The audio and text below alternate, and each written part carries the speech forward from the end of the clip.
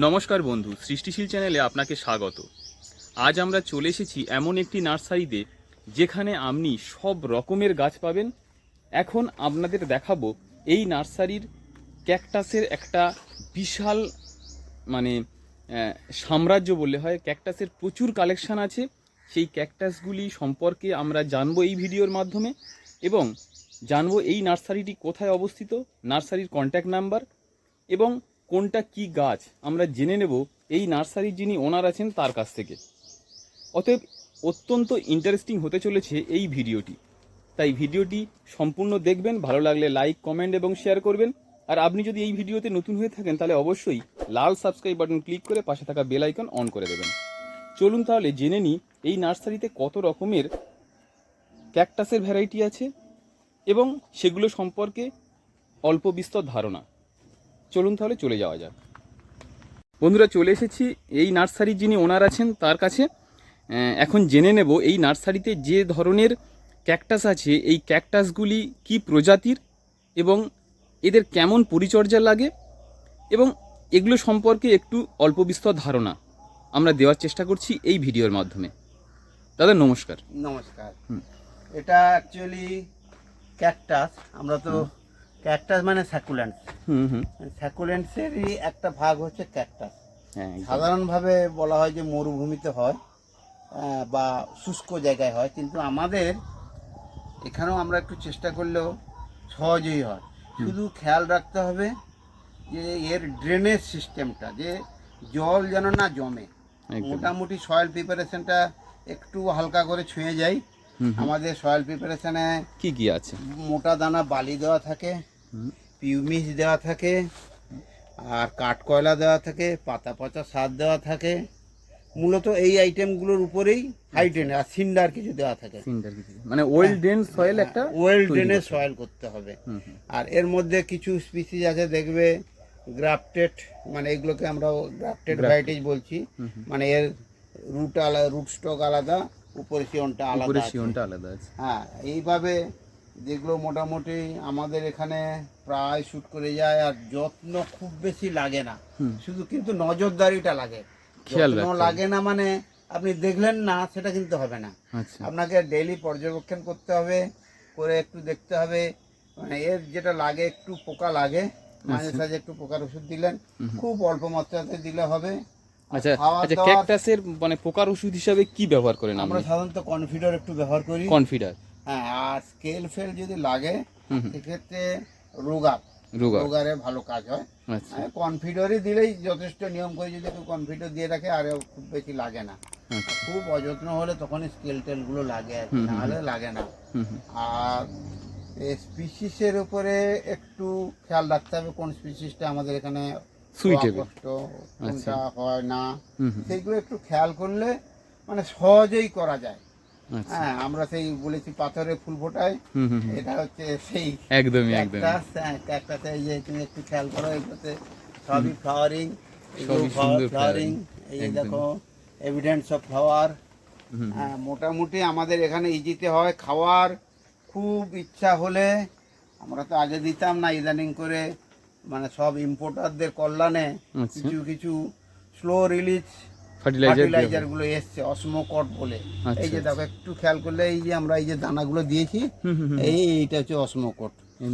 বছরে এই গ্রোথ টাইমে একবার দুবার দিলেই যথেষ্ট, বেশি এছাড়া খুব বেশি খাবারের প্রয়োজন হয় না। খাবারের প্রয়োজনে আর ফাঙ্গিসাইডটা আমি বলবো ওই কি বলবো, অ্যামিস্টার, প্লেন অ্যামিস্টারটা একটু নিয়মিত মারবেন।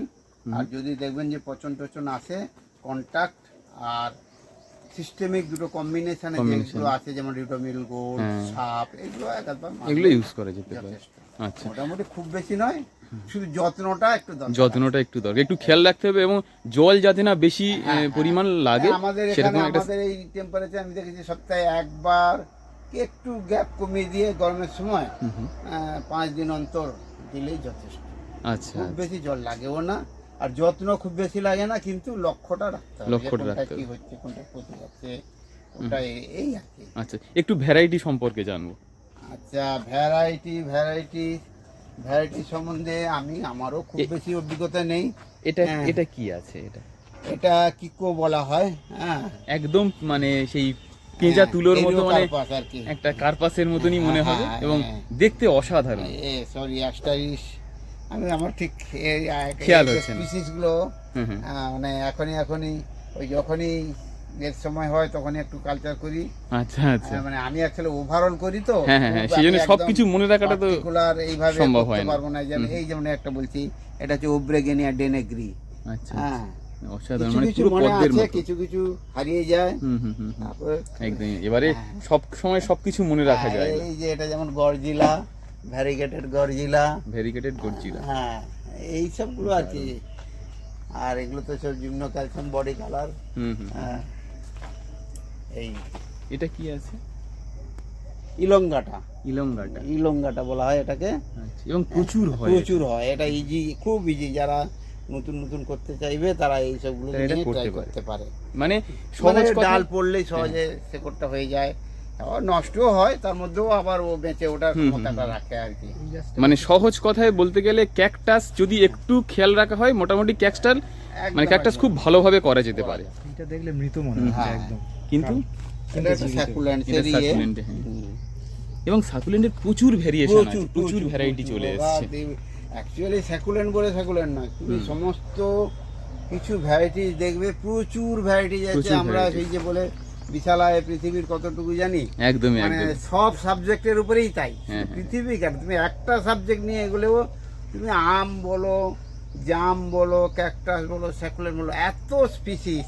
একদমই। মানে আমি আমরা যারা সাধারণ একেবারে, আমরা নিজেদেরকে সাধারণ গোয়ার ভাবি বা নিম্নমানের গোয়ারই ভাবি, যারা এগুলো নিয়ে খুব বেশি চিন্তা ভাবনা করে, একেবারে ধরো শুধু স্পেশালি শুধু এটার উপরে, মানে শুধু ক্যাকটাসের উপরে। হ্যাঁ। আর আমি সত্যি কথা, আমি তো লোকের কাছে বলি আমার হরিমুদির দোকান।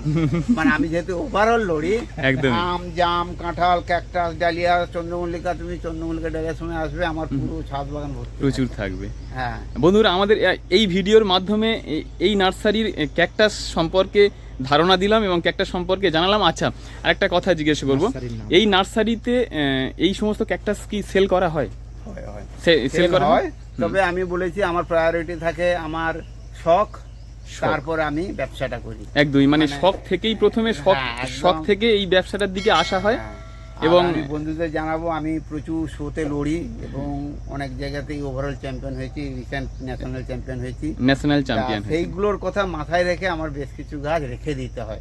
একদম মানে বন্ধুদের অনেকের পছন্দ থাকলেও আমি দিতে পারি না। দিতে পারে না। হ্যাঁ, হ্যাঁ, এটা একদমই। হচ্ছে আমার অক্ষমতা বলো আর দুর্বলতা বলো, এটা কিন্তু আমাকে না, সে তো অবশ্যই, মানে মাথায় রেখে নিজের করতে হবে। ভালো লাগা থেকে যেহেতু তৈরি হ্যাঁ, হয়েছে, হ্যাঁ, সেহেতু একদম। ভালো লাগার জিনিসগুলো কিছু কিছু কালেকশনে রাখতে হ্যাঁ, হয়। মানে চাইলেই তুমি যদি আমাকে অনেকটাই অফার করো, অনেকটা পয়সা অফার করো, তাও আমি দিতে পারবো না, এরকম আচ্ছা। একটা ব্যাপার থাকে। আচ্ছা, জেনে নেব এই নার্সারির নাম কি এবং এটা চয়নিকা, মানে এমনি চয়নিকা নার্সারি বলেই সবাই জানে। আচ্ছা, চয়নিকাটা হচ্ছে কাকদ্বীপেই, কাকদ্বীপ। দক্ষিণ চব্বিশ পরগনার মোটামুটি প্রাণকেন্দ্র কাকদ্বীপ। হুম, আপনারা যদি এদিকটা আসতে চান, কিভাবে আসবেন? টুয়ার্ডস ট্রেনে এলে শিয়ালদা থেকে কাকদ্বীপ, কাকদ্বীপ থেকে টোটোতে কদমতলা, গঙ্গাধরপুর রোডে কদমতলা স্টপেজ। আচ্ছা, আর যদি বাসে আসেন, ধর্মতলা থেকে কাকদ্বীপ নামতে হবে, কাকদ্বীপ থেকে টোটো ধরে বলবেন গঙ্গাধরপুর রোড, কদমতলা, জ্যোতিমোড়, চয়নিকা নার্সারি। আর এমনিতে গুগলে তো আমার লোকেশন দেওয়াই আছে। গুগল লোকেশন আমাদের ডেসক্রিপশনেও দিয়ে দেবো। আচ্ছা, ফোন নাম্বারটা বলবেন একটু। 9474398471। বন্ধুরা, যে নাম্বারটি স্ক্রিনে দেখতে পাচ্ছেন, এই নাম্বারে আপনারা ফোন করবেন। আসার অসুবিধা হলে অবশ্যই ফোন করবেন এবং ডেসক্রিপশনে আমরা লোকেশন দিয়ে দেবো, সেখান থেকে আপনারা আসতে পারবেন। আর এখনই দেখাই একটা অসাধারণ, একটা বিশাল বড় হচ্ছে গিয়ে ক্যাকটাস। এটা গোল্ডেন ব্যারেল। গোল্ডেন ব্যারেল, ভীষণ বড়। ভীষণ বড় ওটা।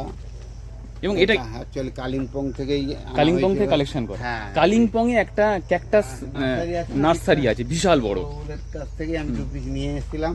আচ্ছা আচ্ছা, ওই যে এটা pine view nursery. Pine view nursery. হ্যাঁ, ওদের একটা দ্রষ্টব্যের মধ্যে একটা আর কি, নার্সারিটাও দ্রষ্টব্য স্থানের মধ্যে একটা ইয়ে হয়েছিল। ওখানে সবাই ঘুরতে যায় এখন। ঘুরতে যায়, হ্যাঁ, টিকিট কেটে ঢুকতে টিকিট হয়। কেটে ঘুরবে, হ্যাঁ, আমরা এবার যেহেতু গ্রোয়ার, আমাদের আর টিকিট হ্যাঁ, টিকিট হ্যাঁ, লাগে না, কিন্তু একদম। খুব ভালো দুই ভদ্রমহিলা। এবং এটা কত বছরের পুরনো হতে পারে? এটা কাছাকাছি অন্তত 15 বছর। 15 আমার বছর। মনে হয় ওদের কাছে থাকলে আরো হয়তো 3 গুণ বাড়তো। হ্যাঁ হ্যাঁ, আমার কাছে একটু যত্ন কম পাচ্ছে। একদম। তাও এরা আমার অনেকটা হেলদি আমার উপরে করুণা করে মোটামুটি ঠিকঠাক আছে, বেঁচে আছে। না, খুবই ভালো হয়েছে। মানে এগুলো দেখেই শান্তি, মানে এমন একটা ভলিউম নিয়েছে এটা, এগুলো দেখেই শান্তি। আচ্ছা এটা কি আছে? এটা সাকুলেন্টেরই একটা ভ্যারাইটি, ওটা অ্যাডেনিয়া গ্লোবাসা। অ্যাডেনিয়া গ্লোবাসা, দেখতে একদম কাঁটার মতো একদম এগুলো। একদম কাঁটা। এটা স্পাইন আছে, স্পাইনোসাও বলে। বললাম না, স্পিসিস নিয়ে আমার খুব একটা আইডিয়া নেই। ভুল হলে আমার বন্ধুরা আমাকে একটু ক্ষমা করে নিও।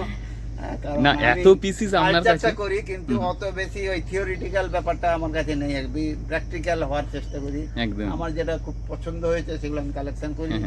তবে বন্ধুদের বলে দিই, শুধু কিন্তু ক্যাকটাস যে এখানে পাওয়া যায় তা না, সমস্ত রকমের গাছ। আমরা এই ভিডিওতে শুধু ক্যাকটাসের ভিডিওটি করলাম, আমাদের পরবর্তী ভিডিও যেটা আসবে সেটাতে আপনাদের দেখাবো এখানকার বনসাইয়ের কালেকশন এবং অন্যান্য ফল ফুলের গাছের কালেকশন। আজকের তাহলে ভিডিও এই পর্যন্ত, অনেক ধন্যবাদ। এবং সম্পূর্ণ ভিডিও দেখার পরে আপনাদের ভালো লাগলে অবশ্যই বন্ধুদের মাঝখানে শেয়ার করবেন। আর আসার জন্য তো পথ নির্দেশ তো দেওয়াই রইল, আপনারা চলে আসবেন, এখানে এলে আপনাদের মন শান্তি হয়ে যাবে। তাহলে আজকের ভিডিও এই পর্যন্ত।